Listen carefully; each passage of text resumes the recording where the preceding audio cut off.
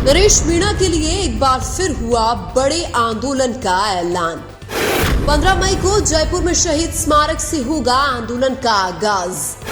हनुमान बेनीवाल ने किया नरेश मीणा के लिए होने वाले आंदोलन का समर्थन। नरेश मीणा को कोर्ट से बार बार तारीख पर तारीख मिल रही है, इसलिए अब सरकार को अपने किए गए वादे याद दिलाने के लिए जयपुर से बड़ा आंदोलन किया जाएगा, क्योंकि नरेश मीणा के पिताजी को भजनलाल शर्मा ने आश्वासन दिया था कि नरेश मीणा को रिहा करने में वो मदद करेंगे। लेकिन लंबे इंतजार के बाद भी नरेश मीणा को जमानत नहीं मिलना यह दर्शाता है कि सरकार तो नरेश मीणा को छुड़वाने के बजाय षड्यंत्र रच रही है।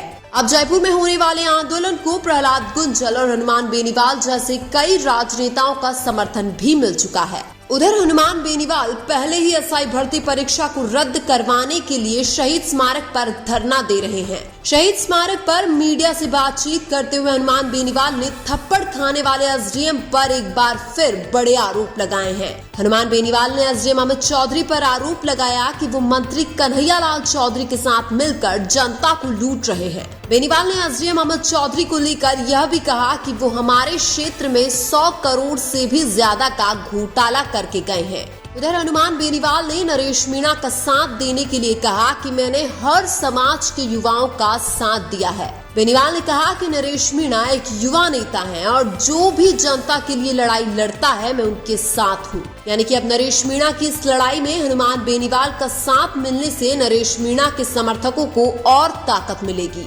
नरेश मीणा को जब बूंदी की जेल से टोंक की SC/ST कोर्ट में पेश किया गया तो उन्होंने कई बड़े खुलासे किए। नरेश मीणा ने टोंक जेल में खुद की जान को खतरा बताया था, इसलिए वो बूंदी जेल में शिफ्ट हो गए थे। नरेश मीणा ने कहा कि टोंक जेल में हथियार थे, इसीलिए वहां पर मेरी जान को खतरा हो सकता था। नरेश मीणा को जब टोंक की SC/ST कोर्ट में पेश किया गया तो नरेश मीणा वहां भी नंगे पैर ही दिखाई दे रहे थे। यानी कि नरेश मीणा ने उपचुनाव के दौरान जनता के बीच में नंगे पैर ही प्रचार करने का वादा किया था, जो आज भी निभा रहे हैं। हालांकि जब नरेश मीणा को SC/ST कोर्ट में पेश किया गया तो उनकी एंट्री एक हीरो के जैसे लग रही थी। नरेश मीणा के अंदर एक विश्वास भी था कि अंत में सत्य की जीत होगी और समरावता गांव को भी न्याय मिलेगा। नरेश मीणा ने सीएम भजनलाल शर्मा पर भी नाराजगी जताई और कहा कि मुख्यमंत्री अपना वादा नहीं निभा रहे हैं। नरेश मीणा ने कहा कि मुख्यमंत्री ने मेरे परिजनों से 23 मार्च तक मुझे रिहा करने का आश्वासन दिया था,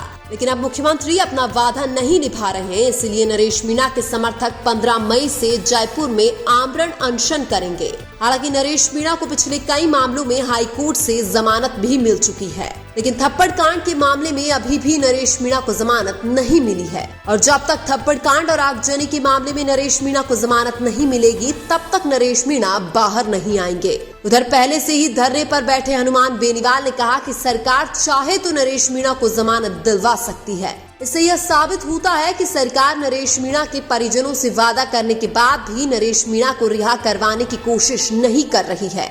इससे यह भी साबित होता है कि भजनलाल ने 25 फरवरी के आंदोलन को कुचलने के लिए नरेश मीणा के परिजनों से झूठा वादा किया था। उधर सरकार एसडीएम और कलेक्टर के दोषी साबित के बाद भी उन पर कोई कार्यवाही नहीं कर रही है। हालांकि नरेश मीणा के जेल में रहने से भविष्य में उनको बहुत बड़ा राजनीतिक फायदा मिल सकता है। कई अनुभवी राजनेता यह भविष्यवाणी कर चुके हैं कि नरेश मीणा भविष्य में एक बहुत बड़े राजनेता बनकर उभरेंगे।